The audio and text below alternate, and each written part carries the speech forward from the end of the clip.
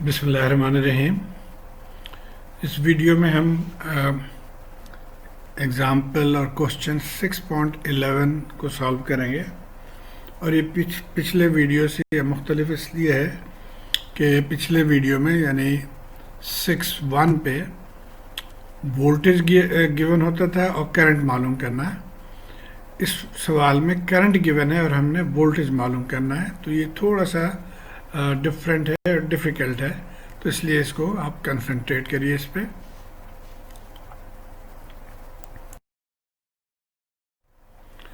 तो ये हमारा क्वेश्चन 6.11 है। 4 मिलीफैरेड कैपेसिटर है और ये करंट वेव फॉर्म गिवन है। हमने वोल्टेज वेव फॉर्म प्लॉट करना है। इनिशियल वोल्टेज 10 वोल्ट गिवन है।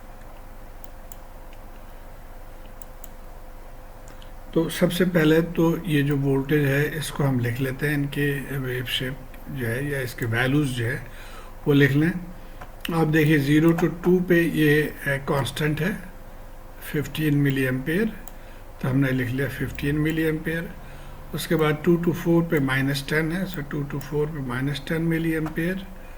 और यहाँ पे ये 0 है, तो 4 to 6 पे 0, और फिर 6 to 8 पे ये 10 मिली एम्पेयर है, तो 6 to 8 पे 10 मिली एम्पेयर। तो ये हमने करंट वेव शेप्स को लिख लिया। और अपने आसानी के लिए जो इनसे रिलेटेड वोल्टेजेस हैं उनका नाम मैं दे रहा हूँ V1, V2, V3 और V4। और हमें ये पता है कि वोल्टेज मालूम करने के लिए हम इस फार्मूले को यूज़ करते हैं 1/c इंटीग्रेशन IDT, 0 से लेके t तक लिमिट है, और प्लस जो भी इनिशियल वोल्टेज है वो उसके साथ ऐड करते हैं। और यहाँ पे इनिशियल वोल्टेज 10 वोल्ट है। तो आइए अब हम इसको पहले पार्ट को पहले हम सॉल्व करेंगे, यानी 0 to 2 में करंट हमारा 15 मिली एम्पेयर आ गया और वोल्टेज 10 वोल्ट है। इसको अब हम इस फार्मूले में डालेंगे। 1/c कैपेसिटर की वैल्यू हमने यहाँ पे डाल दिया 4 मिली। 0 to t इंटीग्रल IDT, अब I की वैल्यू हमने यहाँ पे डाल दिया 15 मिली एम्पेयर, और वोल्टेज ये आ गया 10। इसको अब हम इंटीग्रेट करेंगे तो ये 15 बाहर आ जाएगा, उसको 4 से डिवाइड करेंगे तो 3.75 हो जाएगा, और इंटीग्रल ऑफ dt जो है वो t के बराबर है। और लिमिट हमने यहाँ पे पुट कर दिया 0 से t तक, ये जो लिमिट है हमारे, और ये प्लस कांस्टेंट 10। अब यहाँ 3.75 क्या होगा, t -0, तो 0 लिखने की ज़रूरत नहीं, सो ये 3.75t प्लस 10 वोल्ट, ये हो गया V1t। अब यहाँ पे एक और चीज़ है, we also need to calculate the final value of this voltage V12 which will be used as the initial voltage of the next volt. अब यहाँ पे इस चीज़ को गौर से देखिए कि जब हम इसको सॉल्व करेंगे तो इसके लिए हमें इनिशियल वोल्टेज चाहिए, और वो इनिशियल वोल्टेज क्या होगा, ये V1 के जो लास्ट पे है, यानी V1 एट दिस पॉइंट 2 जो वैल्यू है वो इसके लिए इनिशियल वोल्टेज होगा। तो उसको मालूम करने का तरीका ये है कि अब इस फार्मूले में हम t = 2 डाल देते हैं। तो ये देखिए उस फार्मूले में हमने t = 2 डाल दिया, तो ये 7.5 वोल्ट। ये आप फाइनल वोल्टेज ऑफ V1 या इनिशियल वोल्टेज ऑफ V2 ये हो गया। तो इसको हम अगले पोर्शन में यानी V2 कैलकुलेशन में इसको यूज़ करेंगे। अब आइए हम V2 के लिए चलते हैं। 2 to 4 में करंट है -10 मिली एम्पेयर, और V12 हमने यहाँ से लिख लिया 17.5। अब इसी फार्मूले में हम डालेंगे, तो ये फार्मूला अब हमारा लिमिट आ गया फ्रॉम 2 to t IDT, ये 7.5 हमने डाल दिया। इसके वैल्यू I की वैल्यू -10 मिली एम्पेयर है, सो -10 मिली एम्पेयर लिख लिया, प्लस 7.5। इसको हम इंटीग्रेट करेंगे, इसको बाहर निकाल लिया यहाँ, तो ये 2.5 हो गया, -2.5, और डी टी इंटीग्रल जो है वो टी के बराबर आ गया, लिमिट टू टू टी हमने डाल दिया, और ये कांस्टेंट 17.5। अब जो लिमिट को यहाँ पे हम इस तरह से लिख लेंगे कि -2.5 इंटू टी माइनस टू, ये आपको पता है कि इसको इस तरह से ही लिखते हैं। टी की वैल्यू यहाँ पे हमने टी डाल दिया, माइनस टी की वैल्यू 2 डाल दिया, तो ये आ गया, और प्लस 17.5। तो अब ये हमारा जनरल इक्वेशन आ गया v2t in terms of a t। अब यहाँ पे भी हम फाइनल वैल्यू निकाल लेंगे जो कि अगले स्टेज के लिए इस्तेमाल होगा। तो v2 4, अब ये इसके फाइनल वैल्यू यहाँ पे है एट t इक्वल टू 4। तो t इक्वल टू 4 जब हम डाल देंगे तो फाइनल वैल्यू आ गया 12.5। अब आ जाते हैं अगले स्टेज पे। अब हम 4 to 6 पे आ गए हम, यानी यहाँ पे 4 to 6 में i 0 है, और v2 हमने पिछले स्लाइड में निकाला, वो 12.5 है। तो एग्जैक्टली वही तरीका। अब लिमिट हमने 4 to t डाल दिया, आई टी प्लस 12.5, ये 0 है तो सिर्फ 12.5 रह गया।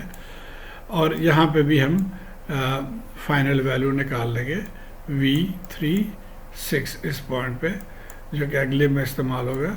तो चूंकि ये कांस्टेंट है, कोई इसमें टी नहीं है, तो वही वैल्यू यहाँ पे रह गया। अब हम आ जाते हैं चौथे पे, यानी 6 to 8 के लिए हमारा जो है वो पिछले स्लाइड से है, आपने देखा होगा। यहाँ से भी आप देख सकते हैं कि 10 मिली एम्पेयर है, तो 10 मिली एम्पेयर आ गया, और v3 6, ये जो आ गया यहाँ से 12.5। और इसको भी हम फॉर्मूले में डालते हैं। तो ये देखिए वही फार्मूला। अब यहाँ पे हमारा लिमिट 6 to 10 आ गया इंटीग्रल, और ये वैल्यू हमने पुट कर दिया, तो 2.5 आ जाएगा। 2.5 t 6 to t, और ये कांस्टेंट 12.5। अब इसके वैल्यूज हमने यहाँ पे पुट कर दिए, तो t माइनस 6 आ जाएगा। और इसको जब हम ओपन कर लेंगे तो यहाँ से देखिए ये फाइनल वैल्यू हमारा जनरल इक्वेशन आ गया 2.5t माइनस 25।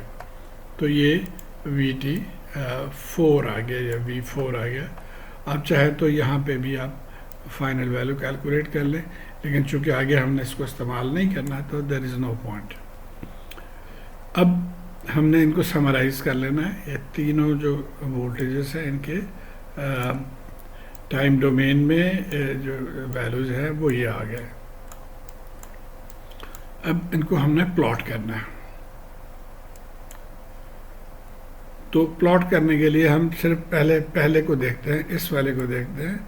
अब इसके जो रेंज है वो कहाँ से, 0 से लेके 2 तक। तो एट t इक्वल टू 0 ये क्या होगा, ये पोर्शन 0 हो गया, तो 10 वोल्ट आ जाएगा। और एंड है t इक्वल टू 2, तो t इक्वल टू 2 पे आप इसमें पुट करें तो ये हो जाएगा -10। यहाँ मैं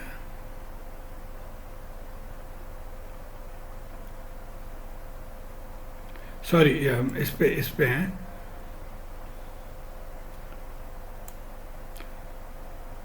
तो ये 10 कांस्टेंट आ गया, और 3.75 इंटू 2, तो ये 17.5 है। यानी v1 के दो वैल्यूज हैं, स्टार्टिंग 10 पे है और एंडिंग 7.5 पे है। तो हम यहाँ से इसको ड्रॉ कर लेते हैं कि स्टार्टिंग 10 पे है और एंडिंग 17.5 पे।